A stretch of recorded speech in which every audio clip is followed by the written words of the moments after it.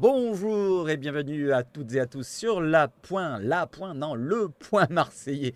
J'espère que vous allez tous très bien en ce 8 février 2024. On se retrouve pour un nouveau numéro et on va aborder un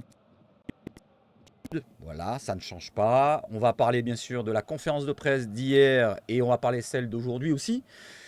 Il y a de mauvaises nouvelles, voilà, donc je vais vous les donner juste après la conférence de presse que je vais vous relayer. Je vais donner mon petit point de vue sur tous les points abordés par Pablito Longoria et Faris Moumbagna.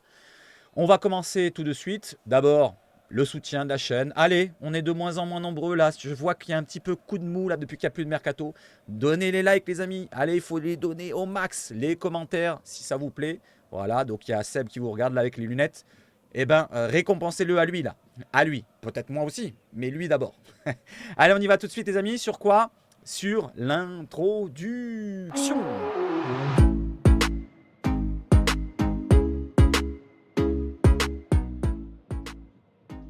Alors, nous commençons par quoi? Par Monsieur le fondateur du club, les amis, René Dufort de Montmirail, qui est né un 8 février 1876. Certes, il a disparu, je crois qu'il est mort très jeune, dans la quarantaine d'années, je ne sais plus exactement combien d'années il est mort.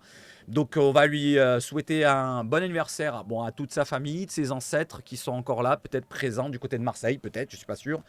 Mais en tout cas, donc, il est né le 8 février 1876. Il reste le fondateur et le premier président de l'Olympique de Marseille. Et c'est même lui qui a appelé l'Olympique de Marseille. Avant, ça s'appelait Football Club de Marseille. Regardez, il y a l'histoire là-dedans. Je ne sais pas si vous avez à lire. Mais en résumé, je vais vous dire que c'est en 1899, en courant décembre, qu'il a demandé à changer le nom. Il a proposé donc à toutes les affaires courantes. Et ça a été validé, ça a été retoqué au terme d'une assemblée qui s'est réunie le 8 janvier 1900, si je ne me trompe pas, un truc comme ça. Voilà les amis, donc n'hésitez pas à donner un petit mot pour cette personne-là qui fait partie de l'histoire olympienne, qu'on oublie souvent. C'est lui le fondateur du club. Il a beau avoir une moustache et un chapeau haute forme, mais c'est lui le fondateur du club. Donc merci à toi René, sinon on s'appellerait peut-être Football Club de Marseille. Et je n'aime pas trop ce nom-là. Allez, on enchaîne avec quoi les amis? Avec l'éphéméride justement. Justement l'éphéméride, on continue. Donc bien sûr, René Dufort de Montmirail, il est en bas. Et nous avons Jean-Louis Azinari, Camille Malvi, Alexander Patterson Chéry. Et tiens, je tenais à souhaiter un bon anniversaire à tous ceux qui sont nés le 8 février et à souhaiter une bonne fête à toutes les Jacqueline, les Jackie. C'est bien sûr le 8 février, donc c'est la Sainte Jacqueline. Allez, maintenant on va sur quoi les amis? On va sur le jeu du joueur. Bravo à Lies qui a trouvé, c'était bien sûr Ibrahim Ba. L'ancien Bordelais, ancien Milanais, qui est passé du côté de l'OM dans les années début 2000 et qui a joué juste une saison si je ne me trompe pas. Donc bravo à toi Lies, tu rentreras sur la roue, je vais te rentrer dès que je trouve la place parce que j'ai renversé mon verre de tout à l'heure dessus et regardez ce qui me reste de la feuille. On va essayer de trouver une place pour toi Lies. Voilà, bravo à toi et bravo à tous ceux qui ont participé. Aujourd'hui, pas de joueur mystère, on va parler plus concrètement de l'actualité. Allez, on va sur quoi les amis? On continue sur l'actualité et je vais vous demander encore de la force. Voilà, vous êtes monté de 4 à 13. Est-ce qu'on peut monter à plus de 21? On a fait 21 sur la dernière vidéo. Je vous demande de monter à plus de 21 likes. C'est le live qu'on fera demain pour le match Marseille-Metz. Allez, n'hésitez pas, on est à 13. Si on peut monter à 23, pourquoi pas. Allez, vous êtes plus de 1000 à me regarder. Pourquoi pas 1000 likes? Allez les amis, donnez de la force à la chaîne. On continue comme ça ensemble. Ce soir, on se retrouve pour un talk. Voilà, donc sur Twitch. Sur Twitch, pas sur YouTube. Pour ceux qui veulent venir me voir, venez sur Twitch, vous allez voir, ça se passe pareil que sur YouTube. C'est les mêmes lives seulement, c'est différent. Il y aura de rajouts avec des points de chaîne ici et là. N'hésitez pas à venir, on va parler bien sûr de l'entretien, je vous ai promis, de SoFoot de Don Pablo. On va en parler en détail, on va bien décortiquer tous ces 5-6 pages, je crois qu'il y a à peu près. On va décortiquer un petit peu son projet sur la vingtaine d'années comme il a promis. On va commencer à 19 h, attention, c'est un horaire particulier. Et on va revenir aussi sur l'actualité, la conférence de presse d'hier et la conférence de presse d'aujourd'hui qui va avoir lieu pour l'avant-match de FC Metz. Allez, maintenant on va partir sur quoi les amis? Sur un petit point. Sur un petit point quoi les amis? Un petit point Cannes.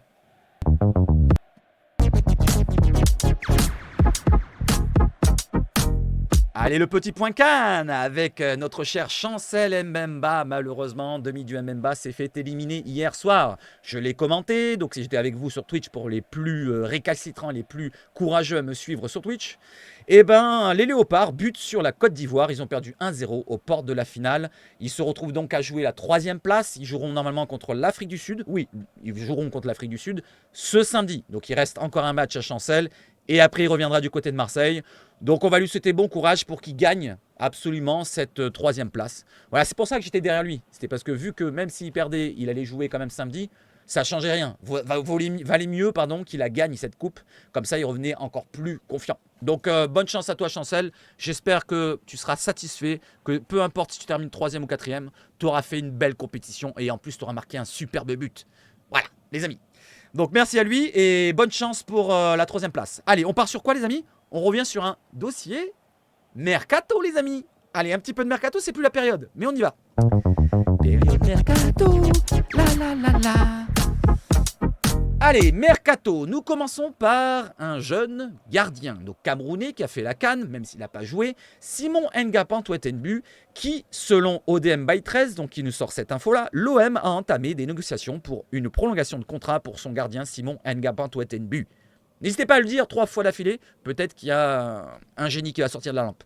En fin de contrat, l'été prochain, donc fin juin 2024, le gardien né en 2003 suscite l'intérêt de plusieurs clubs en France, en Suisse et en Belgique. Donc ça serait bien franchement qu'on le prolonge, qu'on ne se retrouve pas à l'avenir à regretter un petit peu à la Brice Samba, à la Edouard Mendy et à peut-être d'autres joueurs que j'ai peut-être oubliés. N'hésitez pas à me les proposer dans les commentaires. Voilà, qu'est-ce que vous en pensez? Est-ce que c'est une bonne chose qu'on apprend que finalement il va peut-être prolonger? Parce que c'est pas sûr, hein. Il n'a pas eu sa chance avant. Est-ce que lui va vouloir forcément prolonger à l'OM? Moi franchement, j'ai un petit doute. Si franchement il réfléchit, il a déjà 21 ans bientôt. Moi, à sa place, franchement, si je ne suis pas vraiment attaché à l'OM à 100%, je me dirais que pourquoi pas aller voir l'herbe si elle n'est pas plus verte ailleurs. Parce que si on me propose peut-être du temps de jeu du côté de la Suisse ou de la Belgique, ou même dans un petit club français, pourquoi pas aller signer ailleurs? Il a tous les droits, il n'est pas obligé de signer à l'OM. Donc malheureusement, est-ce qu'on s'y prend pas trop tard? Je le pense. Allez, je continue. C'est pas comme Bilal Nadir, hein, parce que Bilal Nadir aussi, on va en parler tout à l'heure peut-être pendant la conférence. Bilal Nadir, lui, il est blessé, lui, il vient de commencer, il est peut-être il est plus jeune en plus, donc c'est pas la même chose exactement. On continue sur un autre jeune, et c'est Luis Enrique qui nous revient donc du Brésil après son prêt d'1 an et demi. Pablo Longoria annonce en conférence de presse, on va en parler tout à l'heure plus en détail, que l'OM va proposer une prolongation de contrat à Luis Enrique. Est-ce que c'est une bonne chose selon vous? Allez, réagissez dans les commentaires. N'insultez pas, ne dites pas c'est une quiche ici et là. Vous pouvez le dire, mais soyez sympa quand même. Le mec, il revient du Brésil, voilà, il a peut-être envie de rester du côté du Brésil. Donc lui, il n'a pas demandé à rester, c'est parce qu'on n'a vraiment pas le choix en ce moment. On a vraiment, voilà, on a des difficultés et on n'a pas recruté d'autres joueurs. Donc il est là, il a peut-être fait des progrès. On a vu sur les 2 premiers matchs contre Rennes et Monaco quelque chose de mieux. Voilà, on s'est un petit peu peut-être encensé, mais c'est comme ça les supporters. Maintenant, on est un petit peu retombé avec le match face à Lyon. Mais on va voir, parce que finalement, peut-être qu'il a pris un petit peu du bulbe. Et si on le prolonge, de toute façon, c'est une bonne chose. Je vais vous dire dans quel sens. Il lui reste que 1 an et demi de contrat. Il faut le prolonger. Pourquoi pas le vendre directement? Si on peut le vendre au Brésil, parce que n'oublions pas, au Brésil, ils peuvent recruter jusqu'en avril. C'est jusqu'en avril leur période de mercato. Donc on a largement le temps. Imaginons on le prolonge maintenant, dans les semaines à venir. On a encore 2 mois pour le revendre directement au Brésil s'il y a une offre assez conséquente. Voilà, donc je trouve que c'est une bonne chose. On ne sait jamais, même s'il ne perce pas, on pourra toujours le refourguer au Brésil pour une bouchée de pain. Parce que si on le vend maintenant actuellement entre 5 et 6 millions, si on le vend qu'il est plus mauvais l'année prochaine, 2-3 millions, on aura perdu quelques millions. Mais cela dit, qu'est-ce qu'il y a pour 2-3 millions? On les perd déjà sur les autres recrutements et les autres transferts. Allez, un autre joueur. Un peu plus vieux, Pablo Longoria annonce que l'OM va discuter dans les prochains mois d'une prolongation de contrat avec Jonathan Klaus. Une institution doit se faire respecter. Il fallait être dur, mais maintenant, c'est le dialogue. On va en parler plus précisément dans le détail tout à l'heure. Vous allez voir, il y a un point qui m'a fait tilter. Et d'ailleurs, ça fait tilter aussi RMC Sport. Je pense que beaucoup, en écoutant la conférence de presse ou en lisant la conférence de presse, je vais vous la lire tout à l'heure, ont noté qu'il y a eu un point précis où il a un petit peu cafouillé. Vous allez voir, il a cafouillé Pablo Longoria et sur un point, sur la prolongation. Et on va voir que ça rejoint un petit peu ce que je pense depuis très longtemps. Allez, on y va d'abord sur le mercato et la fin du mercato. Il y a encore 2 petits sujets. Pape Gay, selon BOM qui nous relaye tout au Mercato Web, donc c'est un média italien, l'international sénégalais est en pourparlers avec Fenerbahçe et a de très fortes chances de s'envoler pour Istanbul dans les prochaines heures. Alors c'est une rumeur, hein. C'est une rumeur, vous allez voir un petit peu ce que va répondre Pablo Longoria pour ça tout à l'heure, mais c'est une rumeur, à prendre avec des pincettes, surtout la Turquie en plus. Je continue. Gattuso. Alors Gattuso, est-ce qu'il est là pour la continuité, la stabilité? Je ne sais pas, c'est ce qu'il veut Pablo Longoria. Le Torino piste Gennaro Gattuso en cas de départ d'Ivan Juric en fin de saison. Alessio Dionisi de Sao Solo et Rafael Palladino de Monza sont également suivis selon la Stampa. C'est un quotidien aux médias italiens, c'est sûr. Mais voilà, qu'est-ce que vous en pensez? Après, ça ne veut pas dire qu'il va partir absolument. C'est juste qu'il est suivi par le Torino. Il piste Gennaro Gattuso en cas que ça se passe mal avec l'OM. Parce que si l'OM ne termine pas dans les 4 premiers, je vous rappelle, il a une clause ou une condition qu'il avait révélée directement en conférence de presse, Gattuso. Il avait dit, si je ne termine pas dans les 4, eh ben, next, je partirai du club. Donc, est-ce que c'est une bonne chose qu'il parte du club? N'hésitez pas à me dire. Est-ce que vous voulez qu'il parte maintenant, ou alors en juin, ou alors, je sais pas quand. Allez, on continue et on va partir sur quoi, les amis? Sur l'actualité. Je devrais enlever ma tête. Je sais pas ce que vous en pensez, mais je vais la laisser comme ça. Elle est sympa, ma tête. Allez, on revient sur la liste de l'Europa League. J'en ai parlé hier. Je vous ai révélé que 3 joueurs ont été rajoutés à la liste, mais je ne vous ai pas révélé toute la liste et je vous la mets. Elle est ici.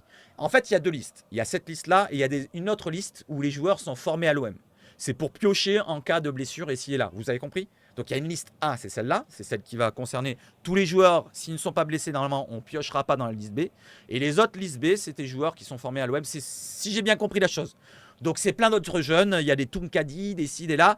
Voilà, donc, et du côté de la liste A, nous avons Lopez, Blanco, pas de Simon donc, Klos, Murillo, Mbemba, Meite, Gigot, Balerdi, Merlin qui a été rajouté, Rongier, Verretou, Kondogbia, Unai, Soglo. Soglo est là, alors que Garcia n'est pas là. Ça, je trouve ça... Vous trouvez pas ça bizarre? Attends, c'est pas bizarre, mais je trouve qu'on aurait peut-être dû prendre Garcia. Je sais pas ce que vous en pensez. N'hésitez pas à réagir. Sarr, Ndiaye, Harit, Correa et Luis Enrique qui a été rajouté. Et Aubameyang, Mumbagna pour les attaquants de pointe. Voilà, réagissez à la liste. Si vous voulez rajouter un autre joueur, que vous en enlevez un, n'hésitez pas à le faire. Voilà les amis. Vous avez Onana comme choix à rajouter ou alors Garcia. Garcia ou Onana, lequel vous enlevez dans toute la liste que je vous ai mis là et lequel vous rajoutez. Allez, faites-vous votre propre liste. D'ailleurs, tiens, on va sur la liste officielle de l'UEFA, le site, et regardez les noms quand ils sont traduits. Regardez les nationalités qui sont à gauche, je vous ai mis en jaune. Michael Murillo, il vient de la nationalité poil. Chancel Mbemba, la morue. J'ai rigolé tout à l'heure. Appel à l'action. Bon, ça, c'est pas très rigolo. Mais derrière, regardez le dernier. Alors, je sais pas. Soutien-gorge pour Luis Enrique. Je sais pas qu'est-ce qu'ils leur ont pris. Brésil, ça veut dire soutien-gorge en anglais? Je savais pas. En tout cas, bon, voilà. Soutien-gorge pour Luis Enrique. La morue pour Mamba. Bon, les amis, c'était juste pour l'anecdote. Maintenant, on va voir un petit peu. Alors, ce soir, on va parler plus précisément de ça. SoFoot sort aujourd'hui pour ceux qui veulent l'acheter. Mais on va en parler plus précisément ce soir. Donc, ceux qui veulent pas l'acheter, qui n'ont pas 4-5 euros à investir, ne l'achetez pas. Je vais vous le lire pour vous ce soir. On va détailler toute la chose. Donc, si vous êtes intéressé sur SoFoot que pour Dom Pablo, eh ben, je vous le lirai ce soir. Pas la peine de l'acheter. On le fera ce soir. 19h sur Twitch. Allez, on va sur la conférence de presse, les amis. Allez, c'est le plus gros de la vidéo, bien sûr. Hop, je mets tout en couleur comme d'habitude. Vous avez 60 surlignements. Donc, ça fait beaucoup de questions. Mais on va un petit peu détailler tout ça. On va d'abord partir sur la présentation de Mumbagna pour voir un petit peu. Il va se présenter, il va expliquer comment il se considère, s'il se considère comme un attaquant puissant, rapide et machin. On va voir ce qu'il dit. Longoria qui explique les détails de l'arrivée de Mumbagna. C'est Longoria qui parle d'abord pour le présenter. On a beaucoup discuté avec Gattuso pour dire que l'on avait besoin d'un attaquant avec ce type de caractéristiques. Il est fort dans le duel, en face à face, pour le jeu direct, il peut jouer la profondeur. On a déjà vu à l'entraînement ce qu'il peut apporter, je rajoute les couleurs. C'est un bon travail de notre département de scouting. On a vu beaucoup de joueurs africains passer par la Scandinavie. On a discuté depuis novembre avec son agent, que je remercie, et en décembre, on a regardé comment faire cette opération sur le plan financier. On croit en ses caractéristiques, et on a suivi son parcours à Bodo Glimt. On croyait beaucoup en toi, il s'est retourné vers lui, pour l'avenir du club.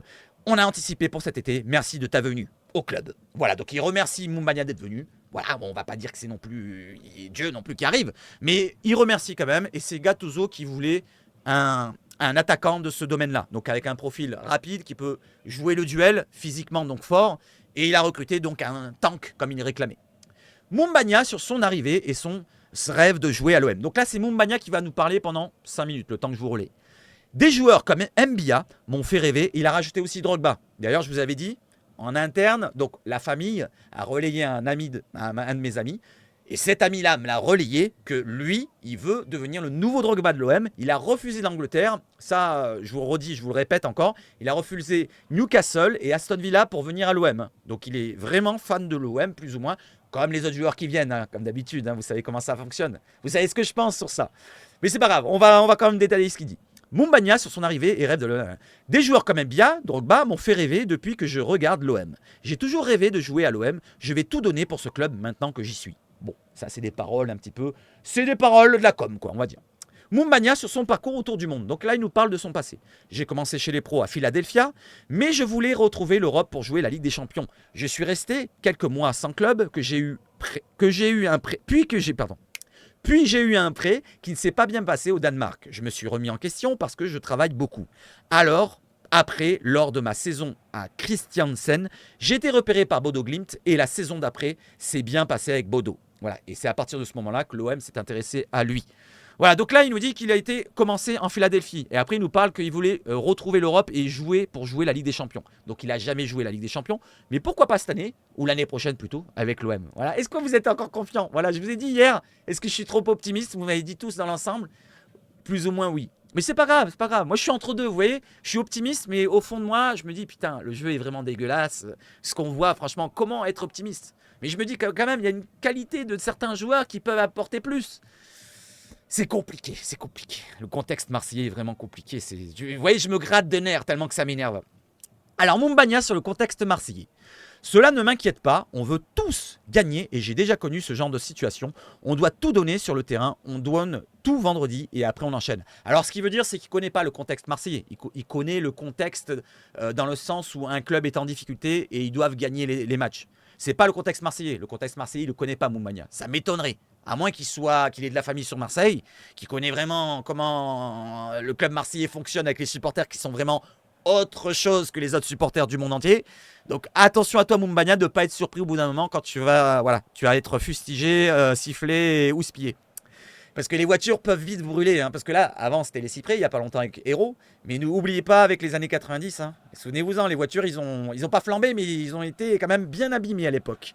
Allez, je continue. Moumbagna sur le web, je ne dis pas que c'est bien. Hein. Voilà, attention, hein, surveillez-vous les supporters qui m'écoutent. Maintenez-vous. Pour l'instant, on va attendre vendredi, ce qui va se passer. La bronca, elle va sûrement arriver à la mi-temps si ça se passe mal. J'espère que ça se passe bien, qu'on mène au score à la mi-temps 1, 2, 3, 4, 0. Et si ça se passe bien jusqu'à la fin du match, il n'y aura pas de bronca. Normalement, ça ira mieux. Il y aura peut-être quelques petits applaudissements, je ne sais pas en tout cas. Il y aura peut-être une communion qui sera faite en fin de match. Mais si ça se passe mal, là, Moumbagna, il va voir ce que c'est un petit peu. je pense. Allez, Moumbagna sur l'OM et les attentes après son arrivée. C'est un niveau qui monte d'un cran par rapport à la Scandinavie. Ah bah c'est sûr, mais un cran, tu peux monter de 3 même. J'ai toujours regardé la Ligue 1. Je sais ce qu'il m'attend et ce que je peux apporter. J'ai parlé avec le coach et je m'entends bien avec lui. C'est que le début. Ne t'en sens pas. Moumbagna sur son poste préféré. Il nous parle de ses préférences sur le terrain. Je n'ai pas de préférence à jouer seul ou à deux, mais j'aime beaucoup avoir de la complémentarité avec mes coéquipiers. Donc il veut vraiment des joueurs qui soient complémentaires avec lui, c'est-à-dire que peut-être un joueur qui tourne autour de lui, parce que lui il est plus puissant, plus ça va être peut-être, je ne vais pas dire une carotte, mais c'est pas lui qui va aller chercher le ballon. C'est pas un créateur non plus. Même s'il peut jouer en point d'appui, on l'a vu avec sa remise contre Lyon. La petite remise qu'il fait dans la surface pour Aubameyang qui va faire une pichenette devant le gardien. On a vu que ça peut être un point d'appui pour Aubameyang qui va tourner autour de lui. Ou un autre attaquant pour NDI par exemple, si un jour il a le déclic, comme le doigt de Ocampos. Voilà, je ne sais pas ce que vous en pensez, mais c'est ce qu'on m'avait dit en privé. La famille qui a répondu à mon ami qui m'a dit que normalement Moumbagna va être mis en place pour être le point d'appui d'Aubameyang. On devrait jouer avec Aubameyang et Moumbagna à côté qui sera devant et Aubameyang qui va tourner à droite, à gauche comme ça. Il va faire comme il a fait contre Lyon, le petit 1-2 et il va rentrer dans la surface, frapper des au but, machin.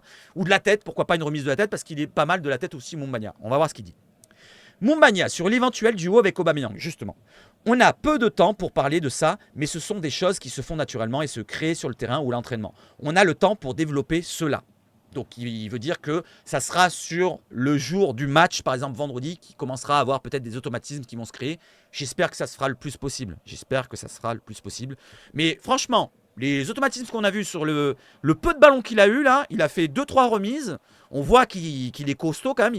Il est pas super grand, il fait 1m85, c'est quand même grand, mais c'est pas 1m90 comme certains, peut-être comme Haaland ou quoi, mais quand même il est costaud, on voit qu'il est costaud, on voit il est costaud. Quand il a eu le duel avec, comment il s'appelle, O'Brien là, O'Brien là, vous avez vu quand il a à peine poussé dans le dos, l'autre il est tombé comme une trompette, donc il est quand même costaud, il a quand même de la viande, il a quand même de la viande.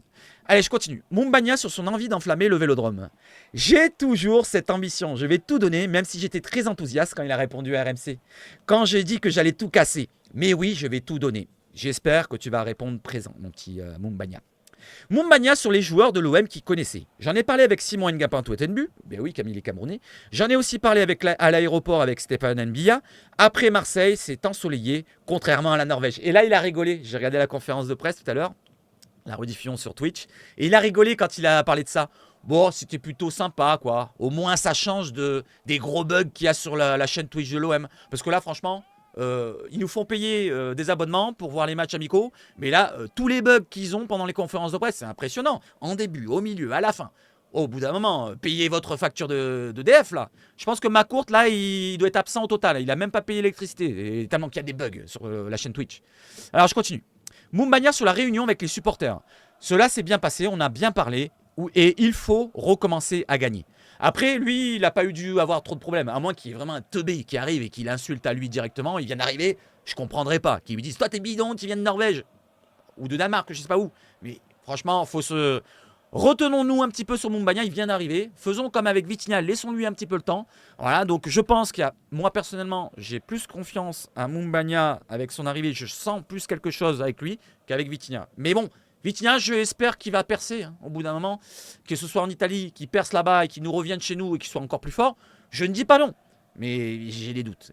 Alors, je reviens sur Mumbagna d'abord. Mumbagna présente son style. Je donne tout. Je suis rapide et bon dans les duels en 1 contre 1. Je suis bien dans le domaine aérien, donc il est bon de la tête, comme je vous l'ai dit. J'espère que l'on va bien utiliser ça avec mes coéquipiers. J'aime aussi la profondeur. Donc, ce qui veut dire, c'est qu'il est fort au duel.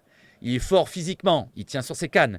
J'aime bien le jeu aérien, donc il est bon dans le jeu aérien. J'espère que l'on va bien utiliser ça. Ça, c'est très, très important de le dire. J'espère qu'on va me faire descendre. C'est ce qu'il veut dire. J'espère qu'il y a un Klose, par exemple, comme il est rentré face à Lyon. On a vu la différence quand Klose rentre par rapport à un Meïté. Je suis désolé, qui n'a pas fait un débordement du match. On a vu que quand ça centre, eh ben, il y a du danger qui est apporté. Il a centré 2-3 fois Klose. 2-3 fois, ça a été plus ou moins dangereux. Il y a eu une reprise de Harit contrée. Il y a eu au second poteau Gigot qui était un peu court. Mais ça apporte du danger. Moi, je veux de la spontanéité dans les centres. Je veux des centres. Au bout d'un moment, ça ne sert à rien. Je vous le répète sans cesse, le ish-ish, le ballon, on l'a eu contre Lyon, on avait 60-65% de possession. Pourquoi ? Pourquoi au bout du compte ? Quand je vois des stats qui sont tombés de Ligue 1, qu'on me dit « Ouais, Aziz pardon, excusez-moi, elle a 110 ballons. 110 ballons, les amis. Ils nous ont mis l'affiche comme ça avec tous les points jaunes. Je suis désolé, mais qu'est-ce qu'il en a fait, tous ces ballons ? Qu'est-ce qu'il en a fait, tous ces ballons ? Je veux bien, mais si c'est pour ralentir le jeu tranquille, faire des ish-ish, des 1-2, des jeux en triangle sur le côté et pas faire la différence, voilà, je tique un petit peu. Donc, ce qu'il veut dire là, Mumbagna, c'est qu'il veut peut-être avoir un jeu direct. Moi, ce que je le comprends comme ça. J'aime aussi la profondeur, donc il voudra avoir des ballons en profondeur aussi. Il ne faudra pas jouer avec la technique à faire des petits jeux en triangle dans un petit périmètre. Vous comprenez là, les amis ? Le milieu de terrain là, parce que ce que je vais vous dire après, ça va un petit peu tiquer pour vous aussi. Il y a encore des blessés. Ça me pète les claouilles là, ça me reste là. Mumbagna sur ses débuts contre Lyon. Si je n'étais pas costaud, je ne serais pas à l'OM. Je suis costaud mentalement. Cela s'est bien passé avec mes coéquipiers, avec Aubameyang. Cela prendra du temps. Le match contre Lyon s'est dû passer. J'ai hâte de découvrir le Vélodrome ce vendredi contre Metz. Bon, RMC, là, si vous pouvez me traduire, me mettre un peu plus proprement l'orthographe, à chaque fois, je dois changer les phrases. Allez, on a fini avec Faris Mumbagna. N'hésitez pas à réagir. Faris Mumbagna, est-ce que vous avez confiance ? Allez, donnez-moi votre indice de confiance. Donnez-moi une note sur 10, ou un pourcentage si vous voulez sur 100. Mais une note sur 10, c'est mieux. Combien vous avez de confiance en Mumbagna ? Est-ce que vous êtes plutôt sur 6 sur 10, par exemple, vous êtes un peu confiant, ou alors vous n'êtes pas du tout confiant, vous êtes sur du 2, du 3 ? Allez, donnez-moi une note. Sur Mumbagna, est-ce que vous êtes confiant sur le fait qu'il va s'imposer à l'OM et que ça sera beaucoup mieux qu'un Vitinha, ou au moins mieux ? Allez, Longoria, sur son... Allez, maintenant c'est à Longoria de parler, il va nous parler du mercato, des prolongations, et vous allez voir sur le point de Klose, Il y a un petit point ça me dérange pas, c'est juste que j'avais raison, je le sens. Longoria sur son état d'esprit après la réunion de crise, donc d'hier, d'avant-hier. Je ne préfère pas parler de moi, mais de l'institution. Je représente l'institution. On s'était dit la semaine dernière qu'il fallait de l'engagement. On ne l'a pas vu contre Lyon et cela nous a étonnés dimanche. Lundi, je crois que c'était le moment d'intervenir. C'était un moment important où tout le monde doit prendre ses responsabilités avec un S, RMC. On doit aussi afficher de l'unité, mais il faut donner quelque chose en plus. Alors, l'institution. Oui. Mais c'était peut-être avant. Au bout d'un moment, le jeu, il n'est pas dégueulasse que depuis Lyon. Le jeu, il est dégueulasse depuis très longtemps. Voilà, très longtemps. C'est depuis pratiquement que Gattuso est arrivé. Il y a eu quelques petites réactions, mais c'est très court à chaque fois dans les matchs, comme je vous l'ai dit. Sur les premières mi-temps, à chaque fois contre Lorient, contre Brighton, décidé là. Mais au-delà de ça, il n'y a pas eu vraiment une période où on a vu vraiment de la confiance se créer sur une période longue. Ouais, il y a eu des victoires dernièrement, hein, il n'y a pas si longtemps que ça. On avait fait 2-3 victoires, je ne sais plus combien, avec avant les trêves ou juste après. C'était avant les trêves, je crois. Mais c'était contre qui? Contre Pimpaboum. Et encore, c'était des victoires. Pas au raccro, mais celle de Clermont, par exemple, elle était limitée. Hein, quoi. Voilà. Allez, je continue. Longoria veut que tout le monde en donne plus. Ça concerne ce qu'il a dit juste avant. Je suis convaincu que l'on peut faire beaucoup cette saison, mais tout le monde doit travailler ensemble. Il faut être unis, il faut faire passer un message de détermination. C'est le moment où il faut donner un coup. Alors un coup de boost, hein, ce qui veut dire. Hein. On doit améliorer l'engagement et la mentalité. Les résultats suivront car j'ai confiance dans le coach et dans les joueurs, mais c'est le moment où il faut en donner plus. Alors quand il dit qu'il a confiance aux joueurs, au bout d'un moment, c'est pas pour les mettre sur la liste des transferts que tu montres que tu as confiance en eux. Je reviens sur le dossier Klose, mais on va le détailler tout à l'heure. Tu leur montres pas la confiance quand tu leur fais ça. Tu leur montres pas la confiance quand tu les mets de force sur la liste des transferts. Et on va en parler après. Longoria veut une réaction. La réunion avec les joueurs s'est bien passée, mais je ne crois pas aux paroles, je crois aux actions. On a pris l'initiative de convoquer tout le monde, on est tous dans le même bateau, on doit le faire avancer dans la même direction. On doit prendre le gouvernail comme ça, on doit mettre les voiles, un petit peu le vent. Voilà. Je crois que les joueurs ont de l'orgueil et de l'amour-propre. Je crois qu'on va avoir une réaction. Je ne crois pas aux paroles, mais aux actions, aux actes, ce qui veut dire. Après, il croit beaucoup. Hein. Je crois que les joueurs, je crois qu'on va, je crois, je ne crois pas, je crois, oui. Il faut croire. 4 croire dans la phrase, hein, sur 5 phrases. Ça fait beaucoup. Beaucoup de croyances, beaucoup d'espoir. Un espoir, de l'ici, des là, voilà, je sais pas. Pas d'offre. Allez, maintenant il nous parle de transfert et de prolongation. Pas d'offre turque pour Gueye. Je vous en ai parlé tout à l'heure. Apparemment, il y a des marchés ouverts, mais on n'a pas eu de proposition pour Pape Gueye en provenance de Turquie. Donc pas d'offre de proposition pour Pape Gueye en provenance de Turquie. Mais il dit de Turquie. Alors on peut le penser aussi qu'il y a peut-être des offres venant d'autres pays. Première Ligue, Espagne, Serie A. Moi je pense que l'Espagne, la Liga, s'ils sont pas bêtes là-bas en Espagne, je pense qu'ils sont pas bêtes les clubs espagnols, ils ont vu qu'à Séville, il avait franchement fait une bonne demi-saison. Pourquoi pas un club moyen de Liga pourrait s'intéresser à Pape Gueye, et je pense qu'il doit en avoir un dans le lot. Il doit en avoir un. D'ailleurs, je crois que j'avais relié une information il y a 2-3 semaines. Si vous regardez les anciennes quotidiennes, il y avait un club intéressé. Je crois que c'était pas Almeria, un truc comme ça, je sais plus. Ah, je sais plus. Voilà, donc il doit avoir un club peut-être en Liga qui doit être intéressé. Voilà, il nous dit de Turquie. Voilà, c'est ce qui m'a fait tiquer un petit peu aussi. Mais après, il y a un autre truc qui va me faire tiquer, c'est pour Klose plutôt. Longoria confirme que Luis Enrique finira la saison à Marseille. Oui, il va finir la saison avec nous. Il nous parle de Luis. Hein. Il est revenu avec une bonne mentalité. On a récupéré un joueur plus mature avec son prêt à Botafogo. Et il nous a rajouté, je pense que ça serait plutôt logique qu'on lui propose une prolongation. Il a rajouté, mais ça n'a pas été rajouté par RMC. C'est ce que je vous ai dit tout à l'heure. Donc ils veulent lui proposer peut-être, pourquoi pas, une prolongation. Voilà, donc il arrive, comme je vous l'ai dit, il lui reste 1 an et demi de contrat. Vaut mieux le prolonger plutôt que le laisser partir encore gratuitement. Voilà, c'est pas que le joueur est très très fort, c'est juste que c'est une valeur marchande. C'est un peu de pognon, quoi. Il faut le garder pour nous. Il faut le garder pour nous, malheureusement. Ou heureusement, je sais pas. Un jour, j'espère qu'il perce la bulle et qu'il se lâche complètement. Il a quand même une qualité physique. On le voit qu'il a une qualité physique. Mais derrière, est-ce que le mental suit? Est-ce qu'il a envie de se donner comme il faut? Je ne sais pas. Luis Enrique, il faut que tu te lâches. Faut que tu te lâches. Enlève le bâton de ton fion. Si tu m'écoutes, Luis Enrique, hein, je t'en veux pas. Mais lâche-toi. Longoria sur la réunion de crise avec les supporters. Il revient dessus. Dans le sport, ce sont les résultats qui comptent. On a eu des résultats insuffisants pour Marseille, pour les joueurs, pour le club et pour les supporters. Cacher cela serait une erreur. On sait dans quel club on est. Il faut que tout le monde monte son niveau d'exigence. C'est pour cela qu'il y a eu une réunion lundi avec les joueurs, puis mardi avec les supporters. Il faut avoir une unité. Donc il revient un petit peu sur le côté être unis, essayer d'aller tous dans la même direction, essayer là. Après, c'est peut-être du vent, ce qu'il dit là. C'est peut-être du vent. Il a raison dans un sens, mais c'est peut-être du vent, ça va peut-être rien changer. Parce que si les joueurs ne sont pas assez, je ne vais pas dire intelligents, mais oui, intelligents footballistiquement pour comprendre ce que veut mettre en place un Gattuso. Peut-être que Gattuso n'est pas le fautif dans cette histoire. C'est peut-être que les joueurs. Ils n'ont pas l'intelligence de réfléchir un petit peu à ce que propose Gattuso. Voilà, peut-être que si on avait peut-être un autre coach, ça fonctionnerait mieux parce que ça serait plus simple. Un coach à la française, je sais pas moi, un Eli Bob, que ça serait plus dégueulasse, mais ça serait plus simple pour eux à comprendre. 1 plus 1, 2, eux ils comprennent pas 1 plus 1 plus 1, 3. Ils comprennent peut-être 1 plus 1, 2, pas 3. Voilà ce que je veux dire. Vous avez compris ce que je veux dire? C'est peut-être les joueurs qui posent problème. Ça manque peut-être de grands joueurs, de leaders. Voilà, de leaders. Et je crois qu'il va le dire derrière, je suis pas sûr. En tout cas, moi, je pense qu'on manque de leaders, de vrais leaders.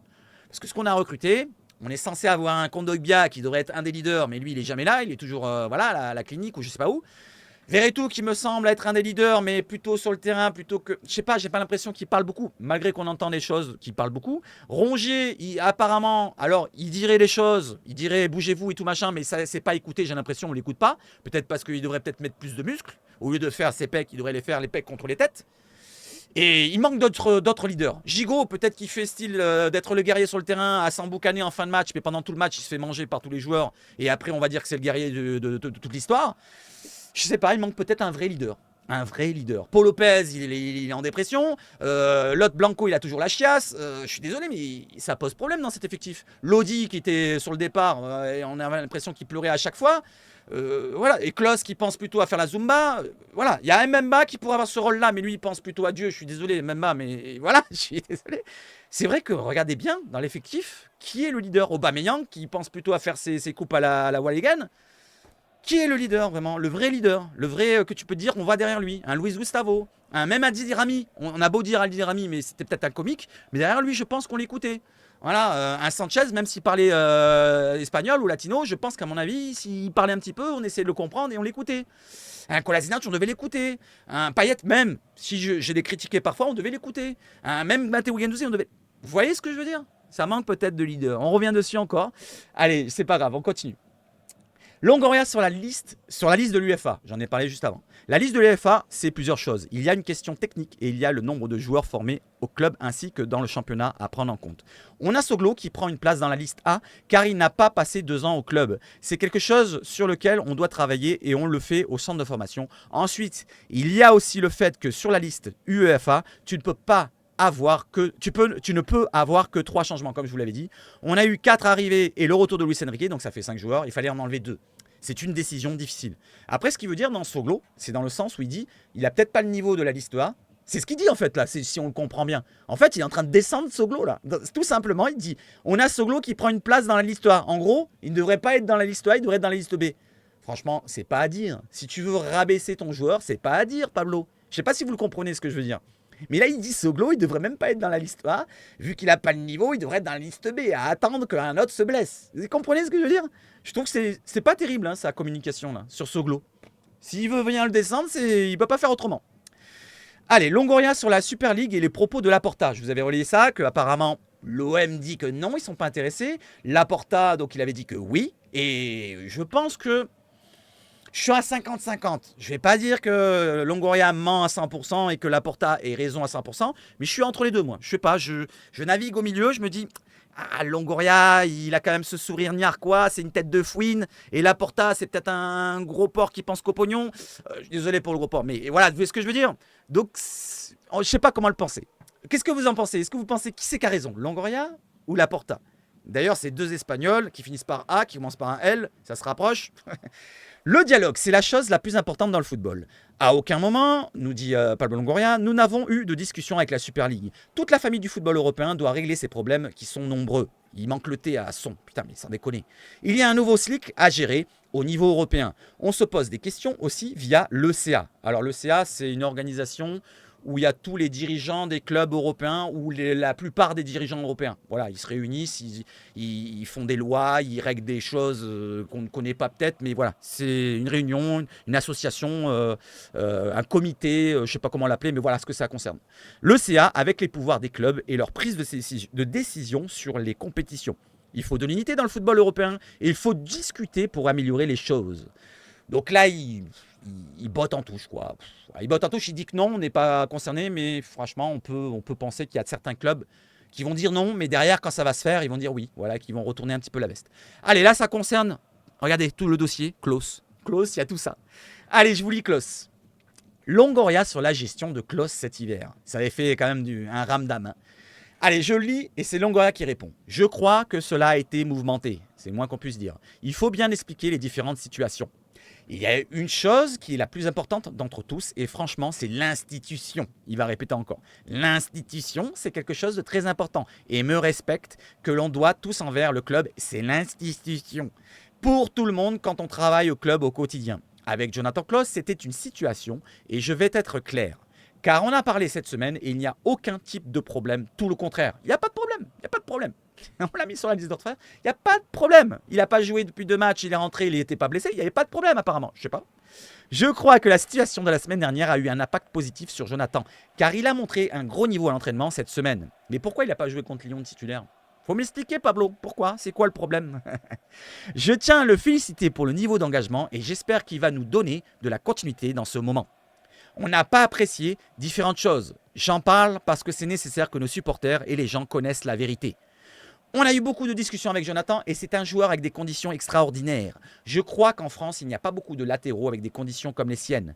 En plus, il a une sensibilité spéciale et c'est un joueur même attachant. C'est bon, on ne va pas parler aussi de son mental. Ici. Remarque, on va voir un petit peu ce qu'il dit. Mais en tant qu'international avec la France, en ce moment où on veut de la responsabilité et des leaders, j'attends qu'il soit un exemple positif dans beaucoup de situations. On a beaucoup discuté avec lui et cela ne nous a pas plu au mois de janvier de me faire parvenir différents messages sur des intérêts comme le fait que Barcelone voulait le joueur. Apparemment, il y avait le FC Barcelone qui était sur Klaus. Des rumeurs, des rumeurs. J'ai appelé Barcelone pour savoir si c'était vrai. Cela ne l'était pas. Donc c'était des rumeurs infondées. Ce n'est pas un bon message à envoyer publiquement et aussi en privé. Et donc c'est la faute à Klaus. C'est la faute à Klaus là. C'est pour ça qu'ils ont mis sur la liste des transferts. Ça veut rien dire ce qu'il dit là. Ça veut rien dire. C'est complètement... Je sais pas moi, comment il nous ficelle ça. Il pense qu'on est quoi, sur Netflix ou Amazon? Je sais pas, son film il est dégueulasse là, ce qu'il nous fait. Hein. Je sais pas, essayez de me dire ce que vous en pensez. On a noté ce type de situation. En plus de ces conversations, les résultats du club en janvier ont entraîné un effet inverse à ce que l'on souhaitait avec les actions que l'on avait prises. Donc c'est toute sa faute. Si l'OM est dégueulasse, c'est la faute à Klaus. Moi je ne sais pas, on dirait qu'il vise un joueur. Et je vais vous dire, moi c'est plutôt la prolongation qu'il ne voulait pas. Où il y a un petit point qui cloche sur la prolongation de Jonathan Klaus. Et on va parler juste après. Écoutez bien. Je crois que c'était important de mettre tout le monde devant ses responsabilités. Et dans ce moment, Jonathan Klaus doit être un joueur important pour l'équipe. Mais cela doit se faire avec beaucoup de petites attitudes au quotidien. On attend que Jonathan Klaus soit un exemple pour tous les joueurs, il a déjà dit, et spécialement pour les jeunes. Pendant un moment, il n'était pas le type d'exemple positif que l'on voulait. Cette semaine, il a été exemplaire. C'est un joueur qui a fait l'unanimité et où tout le monde a dit qu'il avait une réaction positive. Voilà ce qu'on attend, cette stabilité et que son niveau footballistique lui permette d'arriver à notre objectif collectif. Alors, je remets la couleur, on a enfin qui est le plus important et à tous les objectifs individuels de sa carrière. Voilà, concernant Klaus, c'est pas terminé. Maintenant, on va parler plus précisément sur sa prolongation. Et vous allez voir que c'est là où il y a un petit hic. Écoutez bien ce que je vous dis. Longoria, on lui pose la question sur Klaus et une possibilité de prolongation. Dans les prochains mois, il y aura beaucoup de discussions. Alors déjà sur ce truc-là, il ment. C'est-à-dire que normalement, il avait dit que, soi-disant, les joueurs ne devaient pas avoir moins de 2 ans de contrat avant de prolonger. Vous avez compris ce qu'il veut dire? C'est Longoria lui-même qui l'a dit. Il a répété je ne sais pas combien de fois. Je ne veux plus de joueurs qui ont moins de 2 ans de contrat au club. Voilà, s'ils ne prolongent pas, ils partent du club. C'est ce qu'il avait fait comprendre, hein. Je sais pas, hein. Je dis ça, je mens pas, hein. C'est pas moi, c'est lui. Il faudrait retrouver les images et les écoutes, mais il avait dit ça. Et derrière, il nous dit, et c'est là où ça va être coupé un petit peu, écoutez, je crois que cela a été un coup dur pour tout le monde. Et on voulait, et c'est à ce moment, il dit, et on voulait quoi? On voulait le prolonger. Faut terminer la phrase, Pablo. Il n'a pas terminé la phrase. Il a dit on voulait, il s'est arrêté, il a réfléchi, il a changé de sujet. Une institution doit se faire respecter. Une institution, c'est beaucoup plus grand que l'individuel. Ça veut rien dire ce qu'il dit. On voulait quoi? Il se coupe. Comme ils disent là, entre parenthèses, tout le monde l'a noté, tout le monde l'a remarqué ce truc-là. On voulait quoi? On voulait le prolonger. Derrière, il voulait pas. Peut-être qu'il voulait un salaire plus gros. Peut-être que tu voulais le forcer à venir dans ton... Allez, je vais pas partir sur l'agence CA à base, mais peut-être qu'il y avait ce domaine-là. On se souvient des cas Camara et d'autres. Donc, on voulait quoi, Pablo? Dis-le. Une institution doit se faire respecter. Une institution doit qu'il repart sur l'institution pour un petit peu plaire à tout le monde. C'est beaucoup plus grand que l'individuel. Maintenant, c'est le moment du dialogue. Maintenant, c'est le moment du dialogue avec toutes les parties. Je crois que cela va lui faire du bien d'avoir ce type de sentiment collectif compte tenu de sa carrière particulière. Il est très intelligent quand même, Longoria. Il arrive quand même à passer d'un sujet et hop, il change de sujet en... Ça a duré 2-3 secondes, hein. C'était pas long, hein, cette petite coupure. Il a fait « on voulait ». Il s'est dit dans sa tête « merde ». Une institution, il a pas fait mais il a fait une institution, il a changé de ton de voix, tu vois, ça fait comme ça, on voulait, c'était comme ça, et d'un coup ça fait hop, une institution. Bizarre. Allez, réagissez à ce domaine-là, j'ai trouvé ça bizarre moi, je sais pas. Je pense que c'est plutôt le domaine de la prolongation qui a posé souci, et après ils l'ont écarté pour essayer de le vendre directement. Voilà, parce que n'oublions pas, la valeur marchande des joueurs, c'est ce qui importe le plus à Longoria, à la direction actuelle. On essaye de vendre tous les joueurs qui nous rapportent un peu de pognon pour faire un petit peu un nivellement de toutes les valeurs des joueurs, pour recruter d'autres joueurs peut-être moins forts ou peut-être à la même valeur. Mais on ne progresse pas pour l'instant. On ne progresse pas. Voilà, beaucoup de mouvements, mais les joueurs, on aimerait les garder au bout d'un moment. Si c'est un Klose qui est fort, qui est plus fort qu'un autre, ne prends pas un autre. Garde Klose, tu lui confirmes ta confiance de manière à lui proposer un salaire plus haut. Voilà, s'il veut un salaire un peu plus haut, peut-être pas beaucoup plus haut, mais ou d'autres conditions, tu peux t'arranger. Tu peux t'arranger sur la durée de contrat ou ci ou là. Voilà, je sais pas, moi, je le vois comme ça. Après, je parle de Klose parce qu'il y a juste Klose. Mais Klose, il a 31 ans, il ne faut pas lui donner 4-5 ans de contrat, je suis d'accord. Mais lui prolonger d'un an ou deux, voilà, avec un salaire peut-être le même. Peut-être qu'il aurait voulu, peut-être. Je sais pas. Enfin, je sais pas, je suis pas un interne, je sais pas. Je continue. Longoria rappelle l'importance des résultats. Les résultats sportifs sont le plus important dans le football. On peut faire toutes les analyses des choses positives et négatives au quotidien. Le plus important, c'est la détermination d'avoir les résultats. Et oui, les résultats, c'est le plus important. C'est le nerf de la guerre. Si tu n'as pas de points, au bout d'un moment, ça va gueuler. Longoria sur Gattuso. Et après, on va terminer parce qu'elle commence à être longue. Il y a encore quelques notes à noter. Ça va faire 50 minutes facile. Longoria sur Gattuso, les petits détails font les résultats et le contrôle des petits détails nous manque. Pour moi, il n'y a pas de manque de professionnalisme du coach, il nous manque du contrôle des petits détails. Voilà, il parle de détails comme Gattuso.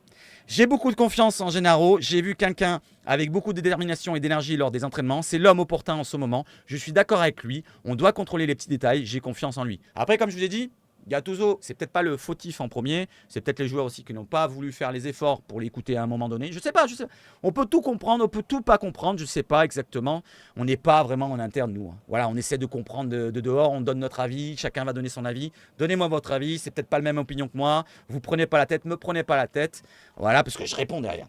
Allez, Longoria sur la formation à l'OM et les générations dorées. On est très content du travail au quotidien des entraîneurs chez les jeunes. Il y a des améliorations sur l'état d'esprit et sur l'état physique, sur le physique, pardon. Au niveau individuel et collectif, on a une bonne génération des 2006 et 2007, ceux qui sont nés en 2006-2007, donc les 17 ans, de 16 à 18, 16-17 ans. 16-17 ans, ouais, c'est ça. On doit améliorer toutes les infrastructures au club pour la formation. Je commence à considérer que les générations à venir étaient fortes, seront fortes plutôt. Je commence à considérer que les générations seront fortes plutôt, non? Je sais pas, j'ai mal écrit là. En tout cas, ils considèrent que pour l'instant, la formation va plutôt bien.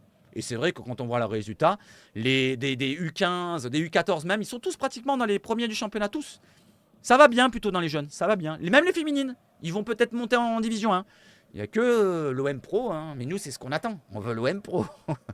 Longoria insiste sur l'importance du collectif. Les véritables joueurs qui ont du leadership, comme je vous l'ai dit, le leadership, il en manque, c'est vrai. Mais si tu les enlèves aussi, Longoria, c'est peut-être de ta faute.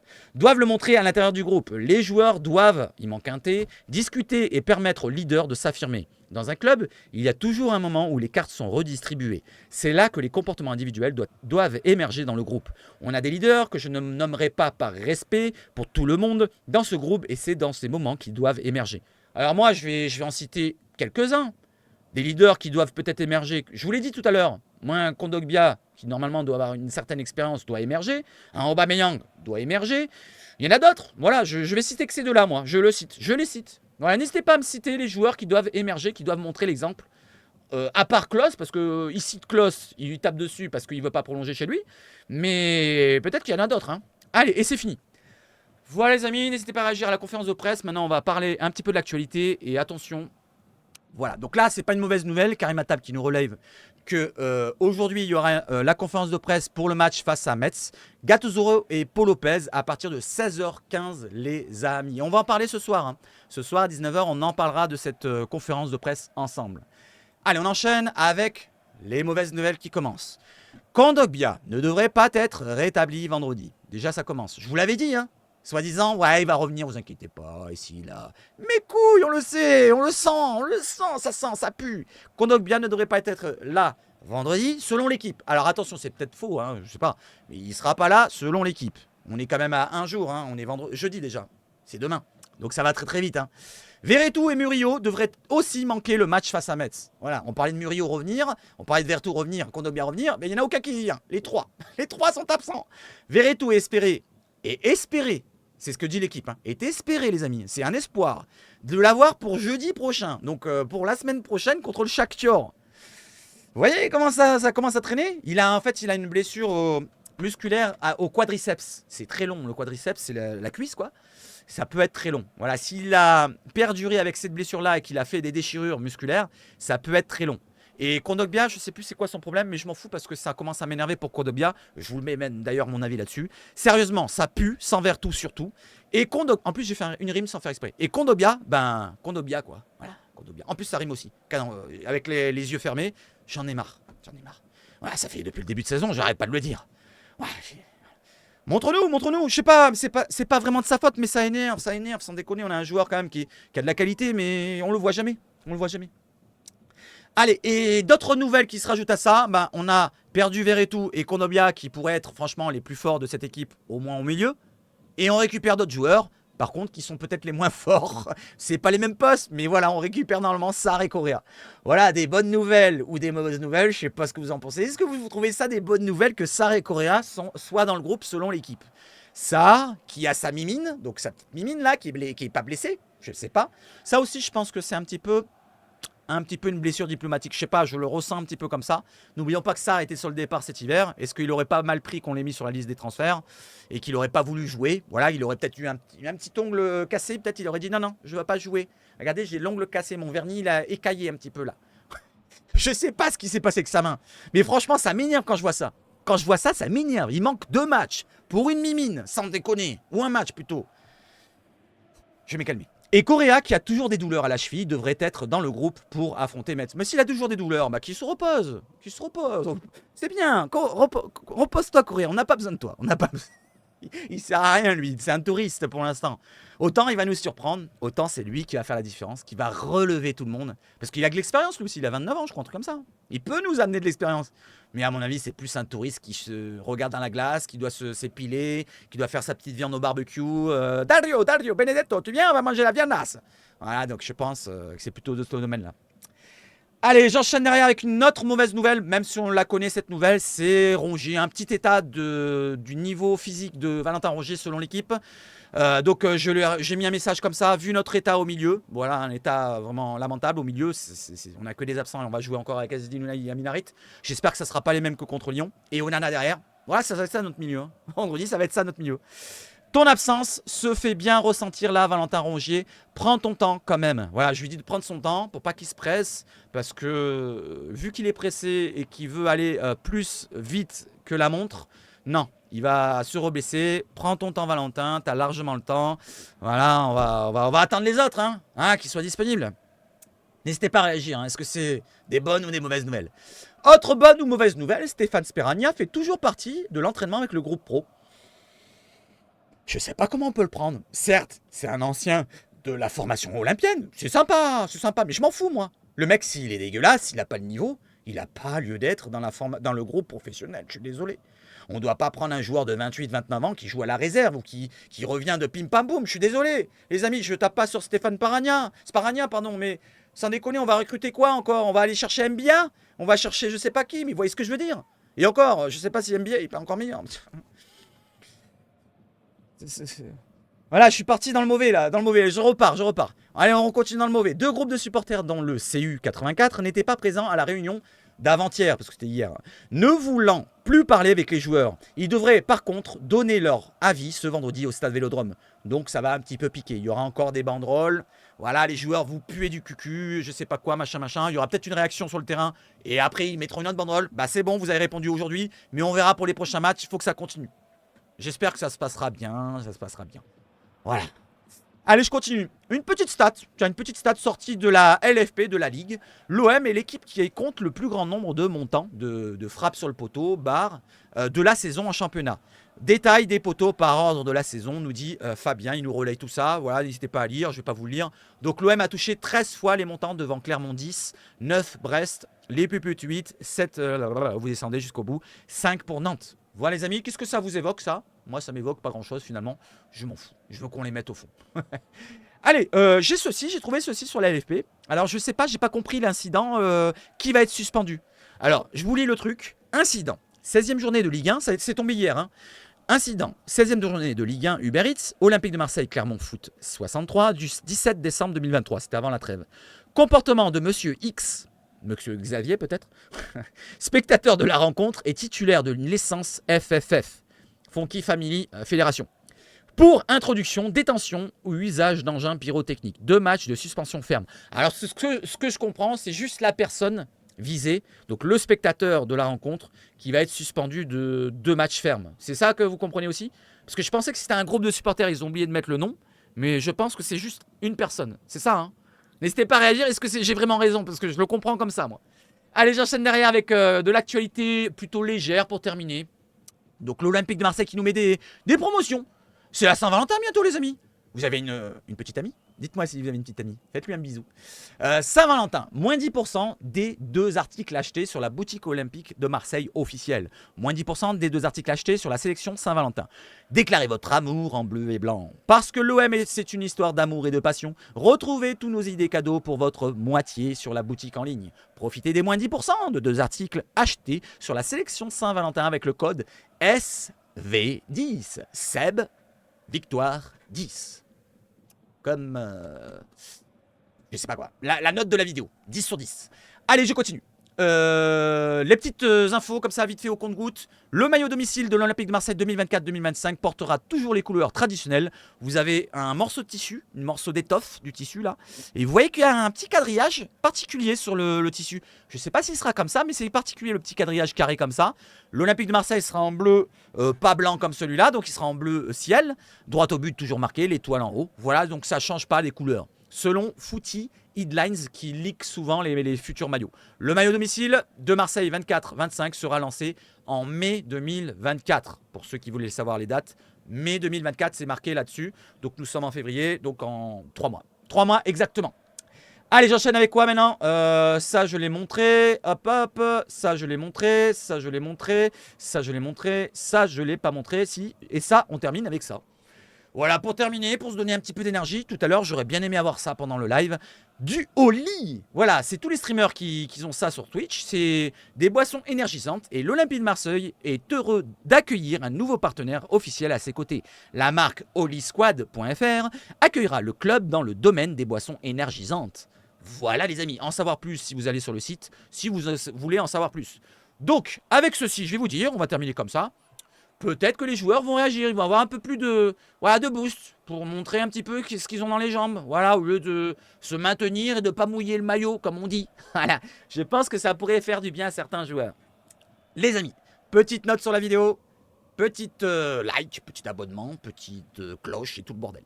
Vive le foot chez Sabache Foot, n'hésitez pas à revenir demain. 53 minutes, c'est la plus longue que j'ai faite.